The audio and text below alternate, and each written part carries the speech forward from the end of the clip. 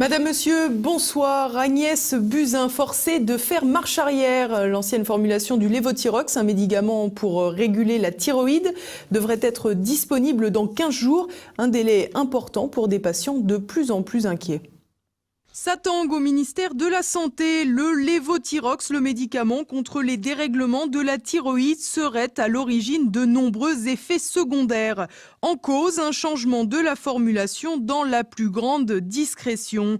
En effet, alors que le médicament était utilisé sans que des problèmes majeurs soient constatés, l'Agence nationale de sécurité du médicament aurait fait la demande au laboratoire Merck pour une nouvelle formulation.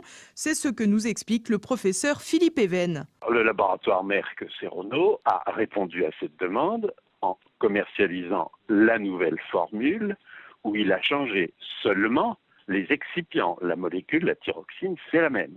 Ce qui nous amène à souligner l'importance des excipients dans les médicaments. En effet, comme souvent, les médicaments, à l'instar des pesticides, ne sont pas testés dans leur forme finale, mais molécule par molécule. Cette méthode passe donc à côté des interactions entre les différentes molécules. Ainsi, les nouveaux excipients utilisés dans le dernier Levothyrox ont pu influencer l'assimilation de la molécule principale par les patients. C'est en tout cas l'hypothèse du professeur Even. En enlevant le lactose, en mettant à la place du mannitol et de l'acide citrique, on a dû changer, mais il faudra le démontrer, la cinétique, la vitesse d'absorption du médicament.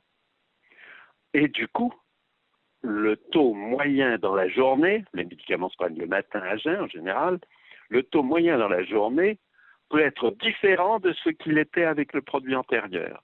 Il peut y en avoir trop le matin, pas assez le soir, ou vice-versa. Pour le savoir, il aurait fallu faire une vraie étude de bioéquivalence, comme on dit, d'équivalence biologique. Elle a été faite à la demande de notre agence, elle a été bâclée par le laboratoire, bâclée parce qu'elle a été faite trop vite, en 2 ou 3 semaines, et qu'elle a porté sur des gens sains et pas sur des malades, et troisièmement parce qu'elle s'est bornée à mesurer la concentration moyenne dans la journée. Mais ce n'est pas intéressant, la concentration moyenne. Ce qu'il aurait fallu mesurer, c'est la concentration le matin, le midi et le soir, au minimum. Après ce qui a tout l'air d'être de réelles inconséquences, une pétition a été signée par 170 000 personnes mécontentes et 9 000 patients ont signalé des effets secondaires. Face à beaucoup de questions sans réponse, Marie-Odile Berthelat-Geffroy, ancien magistrat et avocat de l'Association française des malades de la thyroïde, a déposé une plainte contre l'Agence nationale de la sécurité du médicament. C'est pour que le parquet fasse une enquête avec les policiers et les gendarmes spécialisés pour savoir dans quelles conditions cette nouvelle formule a été décidée et a été introduite en pharmacie. Et surtout une expertise scientifique sur ce que contient cette nouvelle formule et une expertise médicale pour chaque plaignant. Parce qu'ils sont ils sont vraiment dans l'inquiétude. Une inquiétude qui, pour le moment, reste donc dans l'expectative. En effet, après une première phase d'entêtement, le ministre de la Santé a finalement déclaré que l'ancien Levothyrox serait de nouveau disponible dans 15 jours. 15 jours, un délai qui semble bien trop important au pharmacien Serge Rader. Comme d'habitude, on se fout des gens qui souffrent. Un ministre digne de son prend le taureau par les cornes et essaie de résoudre les problèmes rapidement. Moi, je regrette. J'ai téléphoné à mes confrères italiens, suisses, allemands, belges et espagnols. Il y a de l'ancienne formule partout et en stock suffisant. Et nous sommes achalandés en France par 2 principaux grossistes que sont OCP-GE, groupe GE allemand, et Alliance Unichem, qui font à eux deux plus de 70% des approvisionnements en pharmacie. Ce sont des grossistes européens.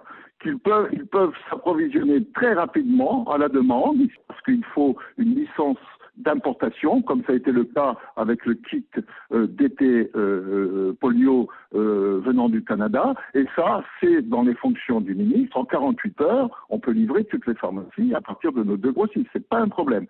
Un acheminement qui semble donc facile par rapport aux 15 jours réclamés par le ministre. En effet, la France est bel et bien le seul pays européen à vendre la nouvelle formule, le tout sans en avoir informé les malades. J'ajoute qu'il y a une deuxième faute de l'agence du médicament qui a été de ne pas prévenir les malades. On a changé la boîte, bon, très bien, mais on n'a pas dit aux malades qu'on avait changé le médicament. Ce qui donne du crédit aux effets secondaires dont ils se plaignent.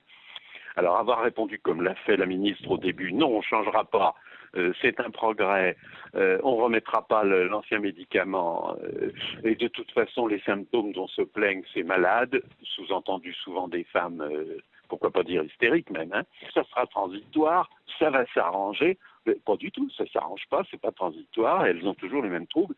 Et à cet égard, l'analyse qui a été faite par Agnès Dupéret me paraît elle l'a sûrement pas faite toute seule, c'est très rationalisé, c'est une très bonne lettre qu'elle a écrite à la ministre.